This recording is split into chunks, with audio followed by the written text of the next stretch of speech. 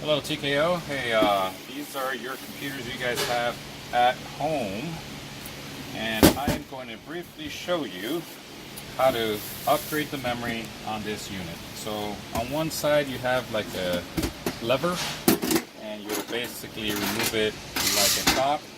Once you set that aside safely, you are able to move this. This is the power supply, and this is the optical drive. Now what we want to get to is this section right here. You got memory modules.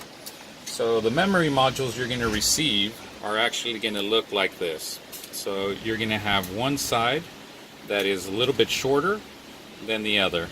And you have to actually count the pins. No, I'm just kidding. You don't have to count the pins. All you have to do is be conscious of the structure that's actually laid out right here. So how this numbers is from the power supply and the optical. This is port 1 for the DIMM slot, 2, 3, and 4. So you got a total of 4 slots. Now what I am going to send you is a memory module just like this. Make sure you match short with short, long with long. And what you want to do is you want to make sure these things are pushed out, and then you'll put it on the next slot that's there. Once it's secure into place, what I want you to do is try to pinch it, and then you'll pinch and push.